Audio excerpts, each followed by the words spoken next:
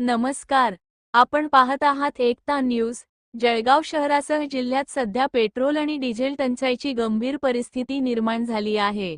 अनेक पेट्रोल पंपांवर नागरिकांना तासनतास रांगेत उभे राहावे लागत असून त्यानंतरही ऑनलाईन पेमेंट स्वीकारले जात नसल्याचा आरोप महाराष्ट्र नवनिर्माण सेनेने केला आहे.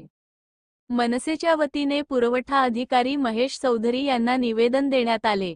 ऑनलाईन पेमेंट सक्तीचे करावे, ऑनलाईन व्यवहार नाकारणाऱ्या पेट्रोल पंपांवर कारवाई करावी, तसेच शेतकऱ्यांना डब्यात डिझेल देण्याबाबत स्पष्ट सूचना द्याव्यात, अशी मागणी करण्यात आली. यावेळी पुरवठा अधिकारी महेश चौधरी यांनी सकारात्मक प्रतिसाद देत तात्काळ कारवाईचे आश्वासन दिले. याप्रसंगी जमील देशपांडे, श्रीकृष्ण मेंगडे, ललित शर्मा, राजेंद्र निकम, प्रकाश जोशी, अनिता कापुरे यांच्यासह अनेक महाराष्ट्र सैनिक उपस्थित होते. अशाच ताज्या बातम्यांसाठी एकता न्यूज चॅनलला सबस्क्राईब करा, लाईक आणि शेअर करा. समोरची व्यक्ती जर 2 तास उभा राहिल्याच्या नंतर ऑनलाईन पेमेंट चालणार नाही किंवा रोख पेमेंट आणा, तो पेमेंट कुठून आणेल तो माणूस? ते म्हणता मागच्या व्यक्तीच्या खात्यावर टाका, त्याच्याकडून घ्या. प्रत्येकाकडे कॅश अवेलेबल राहत नाही. भारताचे पंतप्रधान नरेंद्र मोदी सांगतात की डिजिटल इंडिया, कॅशलेस इंडिया, या सगळ्या असताना पंतप्रधानाचा अपमान करताय का? पंतप्रधान वारंवार सांगतात डिजिटल इंडिया, कॅशलेस इंडिया, हर गोष्ट ऑनलाईन करा, कॅश कमी वापरा, ऑनलाईन सुविधा घ्या. मग ऑनलाईन सुविधेचा जळगाव शहरात किंवा महाराष्ट्रभरातून किंवा देशभरातून हे पेट्रोल पंप चालक नरेंद्र मोदी साहेबांचा अपमान करताय का? ही एक शंकेचं कारण आहे. दुसरी गोष्ट, शेतकऱ्याला म्हणतात की केंड घेऊन पंपावर यायचं नाही, पेट्रोल डिझेल भेटणार नाही. बरं, केंडात आणायचं नाही तर ट्रॅक्टर म्हणा किंवा त्यांचे फवारणी यंत्र म्हणा, फवारणी यंत्र घेऊन कसं काय त्याच्यात पेट्रोल भरायचं किंवा डिझेल भरायचं? हाही एक महत्त्वाचा मुद्दा आहे. तर आमचं असं म्हणणं आहे की पेट्रोल डिझेल शेतकऱ्यांसाठी तरी किमान तुम्ही कॅन्डामध्ये द्यावं, कॅन भरून द्यावं, त्यांना त्यांची सुविधा करता येईल. क्योंकि पेट्रोल पंपापासून 10-10 किलोमीटर, 20-20 किलोमीटर शेती आहे लोकांची. मग 20 किलोमीटर जाणे आणि येणे 2 तास मोडतात का नको? मग 2 तास त्यांचे मोडू नये, वेळाभावी त्यांचा वेळ वाचावा आणि शेतीतले कामं वेळोवेळी व्हावात, म्हणून त्यांना कॅन्डामध्ये पेट्रोल द्यावं, ही पेट्रोल डिझेल द्यावं, ही आमची विनंती आहे.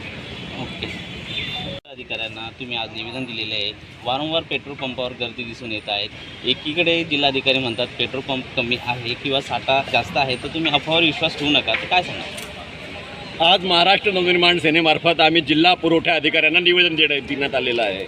निवेदनाचा मुख्य मुद्दा हा आहे की शेतकऱ्यांच्या समस्या, शेतकऱ्यांना सर्वात महत्त्वपूर्ण त्रास हा होत आहे की शेतकरी पेट्रोल पंपावर जात आहे आणि आपल्या छोट्या छोट्या टाक्या ज्या असतील, कॅन असतील, त्या कॅन घेऊन ते लाईनमध्ये उभे आहे का? त्यांना पेट्रोल पाहिजे. आता आलेला आहे शेतकऱ्यांचा मुख्य वेळ. आज शेतकऱ्यांना गरज आहे डिझेलची. आता शेतकरी स्वतःहून तर त्यांचे पंप, फवारणी यंत्र आणि त्यांचे ट्रॅक्टर घेऊन येऊ शकत नाही.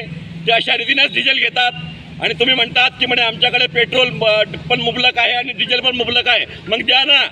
अर्ध्याहून जास्त पेट्रोल पंप बंद आहे. दिसत आहे ना चित्र?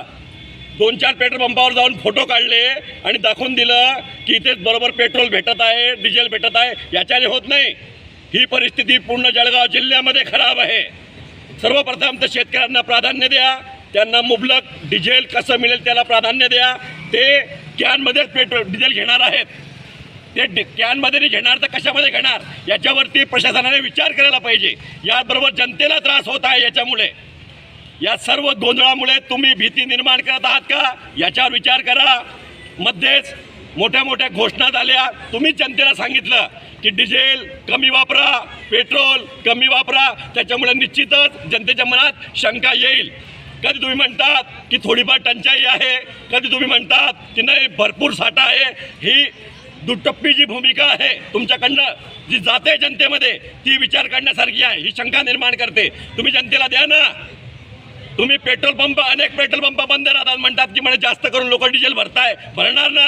जनता घाबरते. जनता निश्चित घाबरेल, शेतकरी निश्चित घाबरेल. कारण त्याच्या आता पीक पेरणीचा विषय आलेला आहे. अनेक शेतकऱ्यांनी आत्महत्या केल्या, अनेक मोठे मोठे प्रश्न होते. यामुळे त्यांना खतं कसे मिळतील याला प्राधान्य द्या. आज मुद्दा आलेला आहे डिझेलचा, त्यांना डिझेल द्या. याचबरोबर जनतेलाही डिझेल आणि पेट्रोल कसं मिळेल याला प्राधान्य द्या. जनतेला आणि शेतकऱ्यांना वेठीत धरू नका. आणि याचबरोबर जी जनता, जे शेतकरी लाईनमध्ये उभे राहतात आणि लाईनमध्ये त्यांचा उभे राहण्याचा नंबर येतो, कोणी कॅन घेऊन राहतो, कोणी जनता गाडी घेऊन बाईक घेऊन राहते, कोणी कोणत्या त्याच्या कारने राहते. त्याचा नंबर आला की तिथला जो पेट्रोल पंपवाला म्हणतो मी डिजिटल पेमेंट घेणार नाही. नरेंद्र मोदीजी आहेत देशाच्या डिजिटल इंडिया आणि मोठ्या मोठ्या घोषणा केलेल्या आहे की ऑनलाईन पेमेंट करा, असं करा तसं करा. म्हणजे आम्ही असा विचार करतो की तुम्ही त्यांचा अपमान करताय.